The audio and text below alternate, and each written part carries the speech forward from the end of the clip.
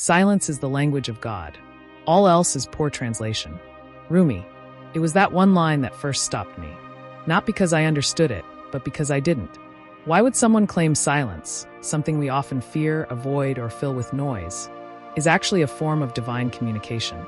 Could it be that the wisdom I was searching for wasn't hidden in another book or belief, but in the stillness I was too uncomfortable to sit with? That question started a journey. Not just a spiritual journey, but a personal one. One that took me through the poetry of Jalal al-Din Rumi, not just reading his words, but living them. Slowly, his wisdom began to dissolve the boundaries of my mind, the judgments in my heart, and the need to always know. This is the story of that journey. Welcome to the unfolding journey, a space for inner exploration and spiritual reflection. If you're someone drawn to the timeless wisdom of mystics, philosophers, and poets, this is your place. Each week, we explore the deeper dimensions of life, beyond dogma, beyond intellect, and into the heart of the human experience. If you're ready to listen to what silence has to teach, stay with me. Like many of us, I lived for years in a state of low-grade chaos. Always moving, planning, thinking, scrolling, talking. The world is loud, sometimes deafening. Even when I was alone, I wasn't really with myself. I filled every moment with stimulation, music, podcasts, news, conversations. Silence felt empty, awkward, boring, sometimes even terrifying. But then something happened. Life cracked open. A personal loss, a breakdown, or maybe just the weariness of constant motion. I found myself sitting in my room, phone down, thoughts quiet, heart tired. And into that quiet came a line from Rumi. Try to be like a tree, calm and silent. Something in me shifted. For the first time, silence didn't feel like absence. It felt like presence. I had encountered Rumi's poetry before, shared on Instagram, printed in books, quoted in yoga classes. But this time, I wasn't reading Rumi. I was hearing him, deeply. There is a voice that doesn't use words. Listen, this wasn't self-help advice. It was spiritual instruction. Rumi wasn't offering answers. He was pointing toward awareness. The more I sat in silence, the more I began to understand what he meant, not with my intellect, but with my being. Silence wasn't the opposite of communication.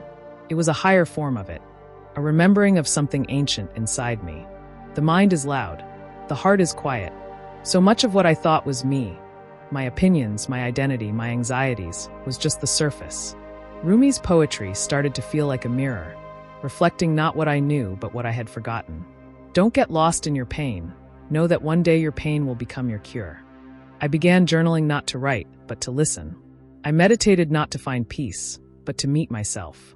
And I realized, silence isn't the absence of sound. It's the absence of noise. Big difference. In silence, the heart becomes audible. In Rumi's language, the reed flute of the soul starts to play its song. Rumi wasn't just a poet, he was a Sufi mystic. And mysticism is not about concepts, it's about transformation. I started integrating some of his practices, turning inward instead of reacting. When anger rose, I'd pause and listen, rather than explode. Letting go of control. Try not to resist the changes that come your way. Instead, let life live through you. Observing my thoughts as clouds, not facts. Silence allowed me to witness instead of judge. Seeing the divine in the ordinary. From a bird outside the window to a stranger's kindness. Silence became not an escape, but an invitation. Rumi's words became companions, not doctrines. Rumi speaks again and again of the ineffable, the truths that words can't carry. Words are a pretext. It is the inner bond that draws one person to another, not words. I started noticing this in relationships. The best moments weren't when I had the perfect thing to say, but when I was fully present, listening without agenda, loving without labels. Rumi says, when the soul lies down in that grass, the world is too full to talk about. This isn't passivity, it's presence. Silence teaches humility. Silence teaches patience. Silence teaches truth without doctrine. There was a point in my journey where I felt disconnected from traditional religion. I couldn't reconcile all the answers I was given with the questions in my soul. Rumi became a bridge, not back to a particular dogma, but into the sacred mystery that underlies all of them. I belong to no religion. My religion is love. This wasn't rebellion. It was return to something deeper than labels. A kind of spiritual citizenship where the divine is not confined to any one path. Silence became my church. Stillness became my prayer. And Rumi? He was the guide who never told me what to believe, but showed me how to see. In a time where outrage is monetized and attention is fragmented, Rumi's wisdom feels revolutionary. He invites us into inner rebellion. Listen to the silence. It has so much to say. In a world of instant answers, he offers mystery. In a culture obsessed with productivity, he whispers stillness. This is not escapism. It's sacred resistance. To pause, to breathe, to feel, to listen. So what does it look like now, this journey with Rumi's wisdom? Here are a few personal practices I return to. Morning silence before screen time. Just sitting, breathing, and noticing. No agenda. Reading one Rumi poem a day. Slowly. Out loud. Not for analysis, but for absorption. Walking without headphones. Listening to the wind, birds' footsteps. Ending the day in gratitude, not goals. Wear gratitude like a cloak, and it will feed every corner of your life. These are small shifts, but they've changed everything. Here's what I've discovered, not as a conclusion, but as an unfolding. The deepest truths don't scream, they whisper.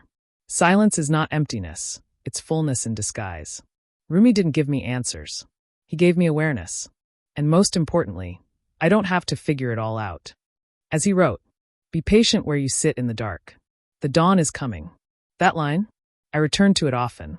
Because in a world desperate for clarity, I've come to find that sometimes all we need is presence.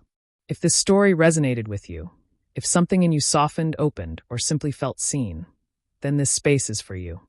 Subscribe to The Unfolding Journey for more reflections, wisdom from the mystics, and honest conversations about the soul's path. Together, we're learning to listen, to silence, to the sacred, to the self. And in that listening, we just might hear what we've been missing all along. Until next time, stay open, stay grounded, and keep unfolding.